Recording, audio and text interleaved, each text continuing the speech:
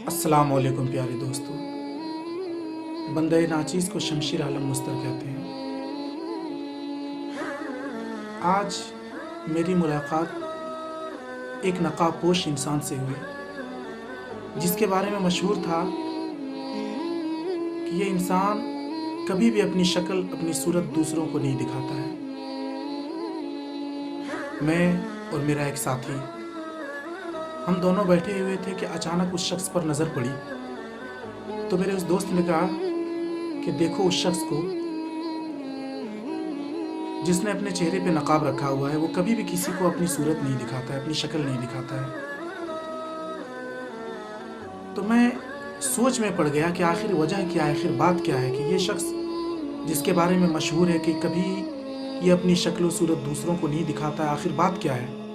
मैं उसके करीब गया और उसके पास बैठा तो उसने मुझे सलाम किया, अस्सलाम वालेकुम। मैंने जवाब दिया, वालेकुम अस्सलाम। तो मुझे इतना तो समझ में आ गया कि ये मुसलमान है। तकरीबन उसकी उम्र 55 या 60 साल रही होगी। तो मैंने उससे कहा कि चाचा, मैं आपसे एक बात पूछना चाहता हूँ जो शायद कई लोगों ने आपसे पूछा होगा। तो उसने कहा कि पूछो। मैंने कहा चाचा ये बताइए, आपके बारे में मशहूर है कि आप कभी भी किसी को अपनी सूरत नहीं दिखाते हैं, किसी को अपनी शक्ल नहीं दिखाते हैं।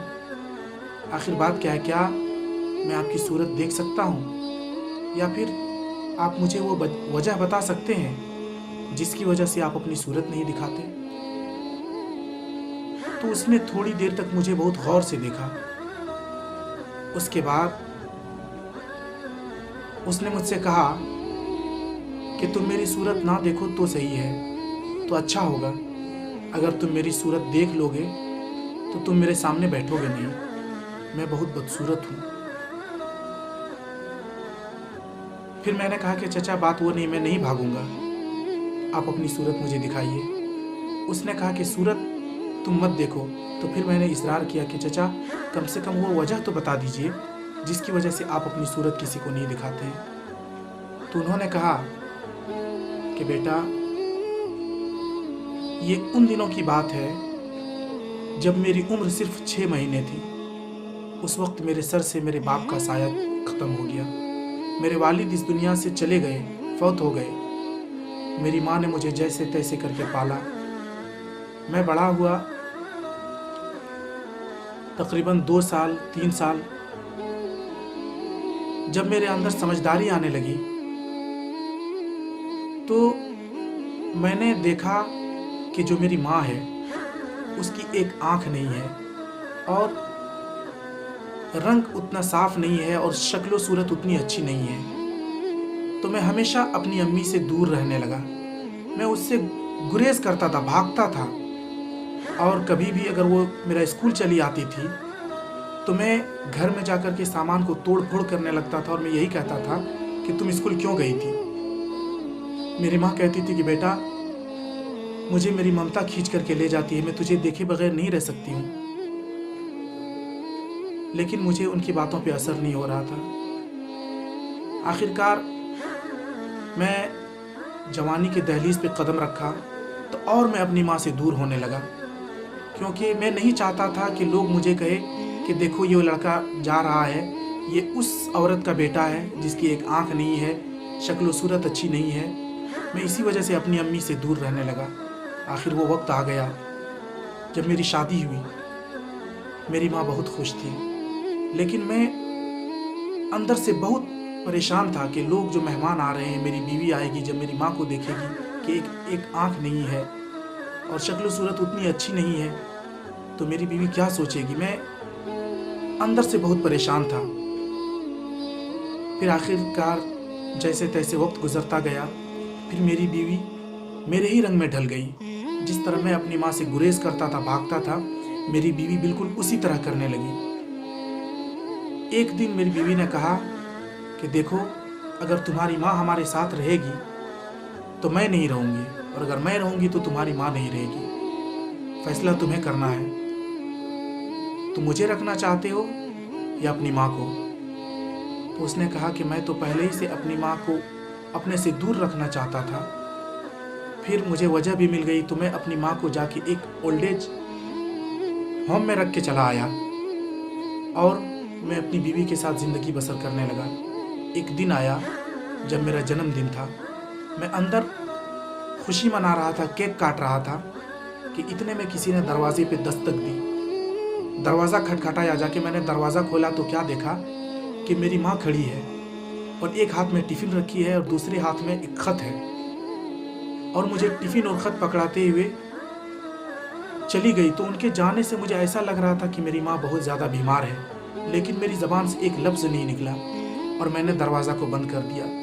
फिर जब मैं टिफ़िन और ख़त को लेकर के अपना रूम पहुंचा तो मैंने जब टिफ़िन खोला तो उसमें देखा कि वो चीज़ें थी, वो खाना था जो मुझे बचपन से बहुत ज़्यादा पसंद था, वो मेरी माँ मेरे लिए बना के लाई थी। फिर जब मैंने उस ख़त को खोला तो उस ख़त में एक तहरीर थी, उसमें लिखा था कि बेटा तुमने मुझे अपने घर से निकाल दिया, लेकिन मैं तुझे अपने दिल से कभी नहीं निकाल पाई। बेटा तुमने मुझे अपने से दूर कर दिया, लेकिन मैं तुझसे कभी दूर नहीं हो पाई। बेटा तुम मेरे हर जगह थे, मेरे आगे पीछे दाएं बाएं ऊपर नीचे। बेटा मुझे तुम्हारे सिवा कुछ भी दिखाई नहीं दे रहा था और ना कुछ दिखाई देता है।